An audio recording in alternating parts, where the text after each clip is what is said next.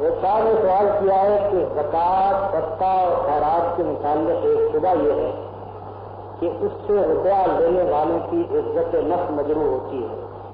اور خاص سوسائٹی کو دینی طور پر اور اخلاقی طور پر کتنا ہی بلند کر دیں پھر بھی صدقہ اور خیرات لینے والوں کے احساس میں کمزوری کا پہلو موجود رہے گا۔ آپ اسلامی نظام میں زکوٰۃ صدقہ اور خیرات کی اس طرح تشریح کیجیے کہ یہ احساس جاتا ہے صدقہ اور خیرات حساس انسان کے لیے آئیڈیل معاشی نظام کا حصہ نہیں بنتا۔ کیا یہ آئیڈیل معاشی نظام ہے کہ کوئی شخص کسی کے کام نہ آئے، یا آئیڈیل معاشی نظام یہ ہے کہ ایک مشین کے طور پر تمام انسانوں کی ضروریات پوری کرنے کا انتظام کر دیا جائے اور اس امر کے تمام دروازے بند کر دیے جائیں کہ ایک انسان دوسرے انسان کی حاجات میں اس کی مدد کرے؟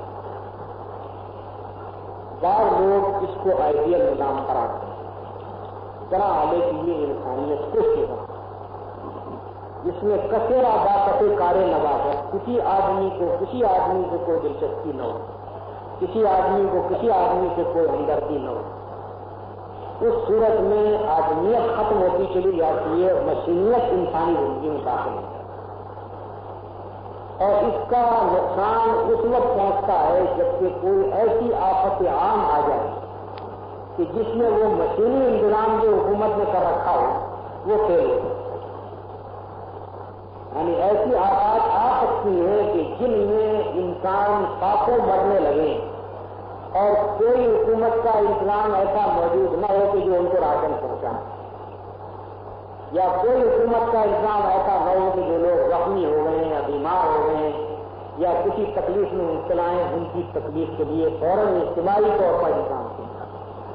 اس وقت لازماً ضرورت پیش آتی ہے کہ ایک آدمی دوسرے آدمی کے کام آئے۔ سوال یہ ہے کہ کیا اس وقت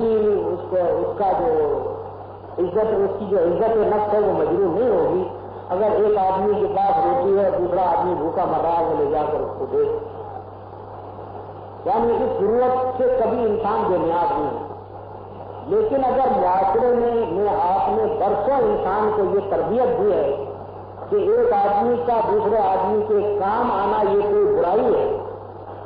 اب یہ لوگ کہتے ہیں بعض اوقات ہے جو سوچ اس بات کو کہتے ہیں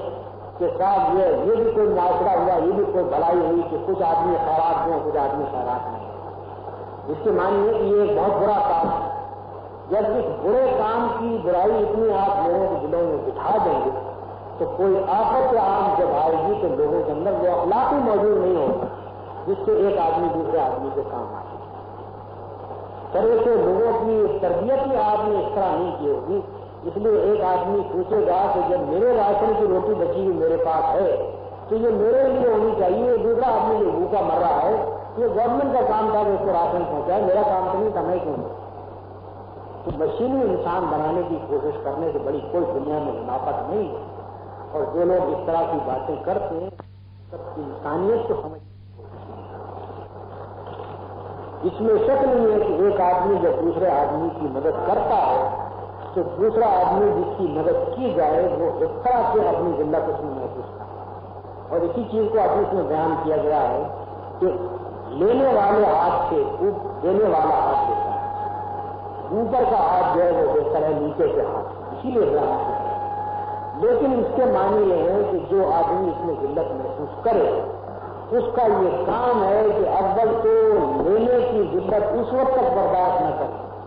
جب تک وہ انتہائی مجبور نہ ہو۔ دوسرا یہ کہ اس کا کام ہے کہ ہاتھ پاؤں مارے